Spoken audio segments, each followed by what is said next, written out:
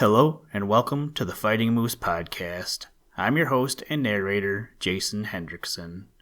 This is a podcast where I retell stories, some fictional and some historical, that can be enjoyed by people of all ages. Today, we read a story about a military dog with the story Carlo, the Soldier's Dog, from the book The Junior Classics, Volume 8. The other night, my son asked me to do a dog story. I was going to do one about a firefighter's dog, but it was seriously like a paragraph long, a little too short for the podcast. Anyway, this is reminiscent of some stories that we have read as well. We have listened to the book Ellie's Story by Bruce Cameron like a million times, and we've also read the story and watched the movie Max by Jennifer Lee Schatz. Both of the books contain stories about dogs used in military action, which has occurred since colonial America.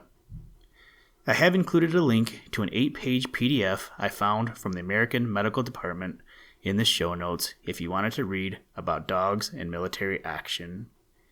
In other news, I was talking with a patron of the podcast the other day about his recent reading. I was excited to hear that he had just finished the same series that I am reading right now. It's like when we were kids again, reading the same books. That's right, I was talking with my little brother. We would share books or read books one after the other when we were kids. The series we read a lot when we were kids was the Redwall series by Brian Jacques. And just as a reminder, and this is on the website as well, since I have now talked about like 3 authors and other materials, unless otherwise stated, I do not receive any compensation when talking about products from others unless specifically stated. Now that that's over with, let's turn to today's story. I hope you enjoy. Let's begin. Liftoff. We have a liftoff.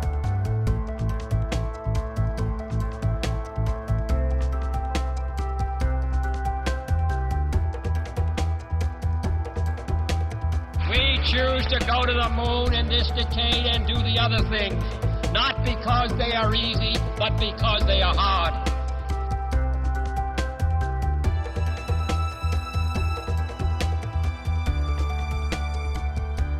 Carlo, the Soldier's Dog. The 9th New York Volunteers was organized in April 1861 in the city of New York. 2 of the companies were made up of men from outside the city.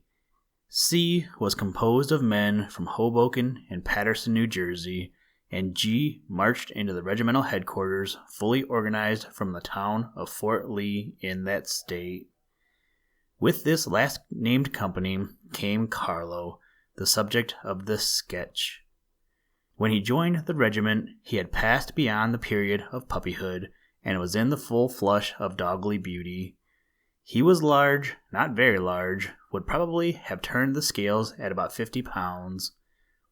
His build was decidedly stocky, and, as horsey men would say, his feet were well under him.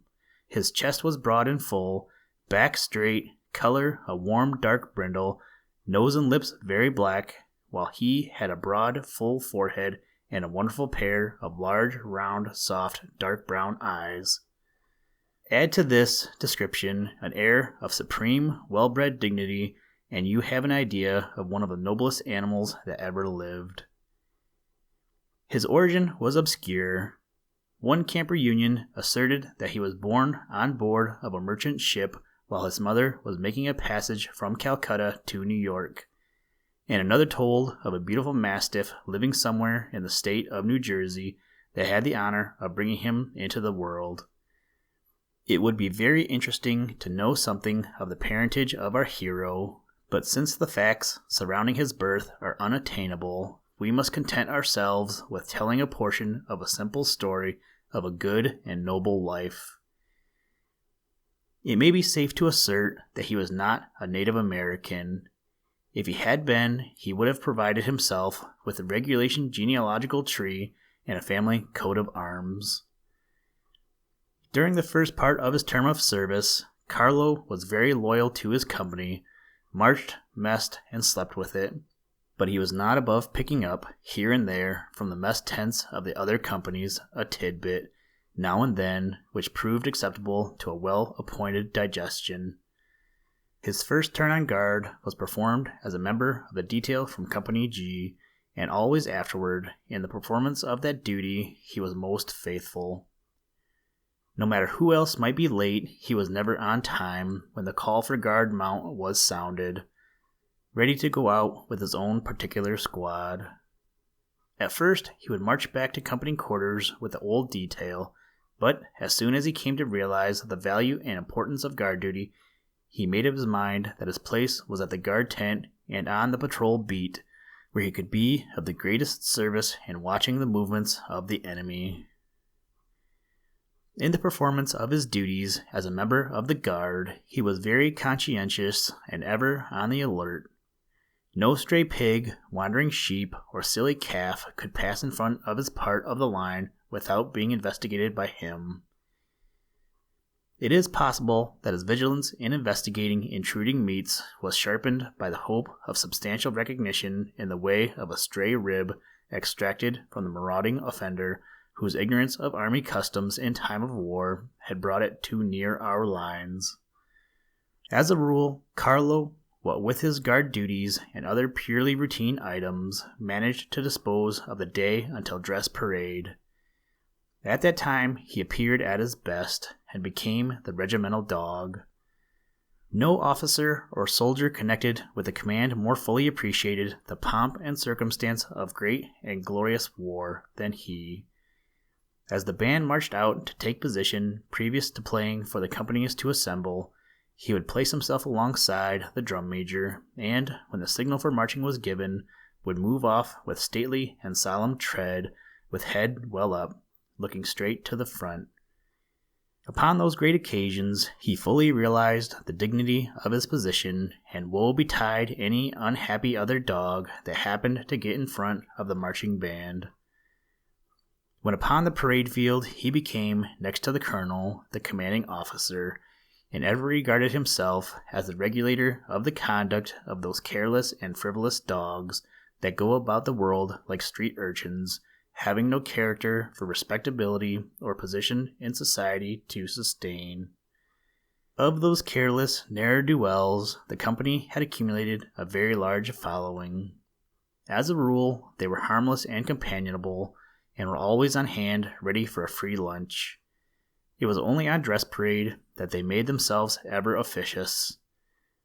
Each company was attended to the parade ground by its particular family of canine companions, and when all of them had assembled, the 2nd Battalion of the regiment would make itself known by a great variety of jumpings, caperings, barks of joy, and cries of delight. To this unseasonable hilarity, Carlo seriously objected, and his actions plainly told the story of his disgust at the conduct of the silly members of his race. He usually remained a passive observer until the exercise in the manual of arms, at which particular period in the ceremonies the caperings and the barkings would become quite unendurable. Our hero would then assume the character of a preserver of the peace. He would make for the nearest group of revelers, and in as many seconds give a half-dozen or more of them vigorous shakes, which would set them to howling, and warn the others of the thoughtless tribe of an impending danger. Immediately, the offenders would all scamper to another part of the field, and remain quiet until the dress parade was over. This duty was self-imposed, and faithfully performed upon many occasions. After the parade was dismissed, Carlo would march back to quarters with his own company, where he would remain until the last daily distributions of rations, whereupon, after having disposed of his share, he would start out upon a tour of regimental inspection, making friendly calls at various company quarters, and by taps turning up at the headquarters of the guard. His duties ended for the day, he would enjoy his well-earned rest until reveille, unless some event of an unusual nature occurring during the night disturbed his repose and demanded his attention. During the first year of his service in the field, Carlo was very fortunate. He had shared in all the transportations by water, in all the marchings, skirmishes, and battles, without receiving a scratch or having a day's illness. But his good fortune was soon to end, for it was ordained that, like other brave defenders, he was to suffer in the great cause for which all were risking their lives. The morning of April 18th, 1862, my brigade, then stationed at Roanoke Island, embarked upon the steamer Ocean Wave for an expedition up the Elizabeth River, the object of which was to destroy the locks of the Dismal Swamp Canal in order to prevent several imaginary ironclads from getting into Albemarle Sound. Among the first to embark was the ever-ready and faithful Carlo, and the next morning, when his companions disembarked near Elizabeth City, he was one of the first to land, and during the whole of the long and dreary march of 30 miles to Camden Court House, lasting from 3 o'clock in the morning until 1 in the afternoon, he was ever on the alert, but keeping close to his regiment. The field of battle was reached, the engagement in which his command met with a great loss commenced and ended, and when the particulars of the disaster were inventoried, it was ascertained that a Confederate bullet had taken the rudimentary claw from Carlo's left foreleg. This was his first wound, and he bore it like a hero, without a whine or even a limp. A private of Company G, who first noticed the wound, exclaimed, "Ah, Carlo, what a pity you are not an officer! If you were, the loss of that claw would give you 60 days' leave and a brigadier general's commission at the end of it." That was about the time that general's commissions had become very plentiful in the Department of North Carolina. The command re-embarked and reached Roanoke Island the morning after the engagement, in time for the regulation hospital or sick call, which that day brought together an unusual number of patients, and among them Carlo, who was asked to join the waiting line by one of the wounded men. When his turn came to be inspected by the attending surgeon, he was told to hold up the wounded leg, which he readily did, and then followed the washing, the application of simple cerate, and the bandaging, with a considerable show of interest and probable satisfaction. Thereafter, there was no occasion to ask him to attend the surgeon's inspection. Each morning, as soon as the bugle call was sounded, he would take his place in line with the other patients, advance in his turn, and receive the usual treatment. This habit continued until the wound was healed.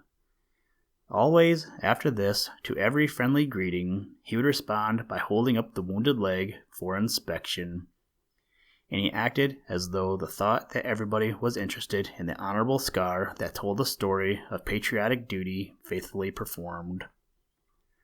Later on, for some reason known to himself, Carlo transferred his special allegiance to Company K and maintained close connection with that company until the end of his term of service. He was regarded by its members as a member of the company mess, and was treated as one of them. But, notwithstanding his special attachments, there can be no reasonable doubt about his having considered himself a member of the regiment, clothed with certain powers and responsibilities. At the end of his term, he was fitted with a uniform, trousers, jacket, and fez, and thus dressed, he marched up Broadway, immediately behind the band. He was soon after mustered out of the service, and received an honorable discharge, not signed with written characters, but attested by the goodwill of every member of the regiment.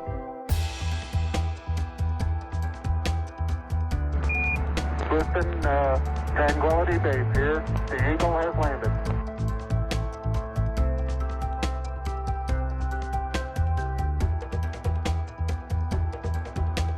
That's one small step for man, one giant leap for mankind.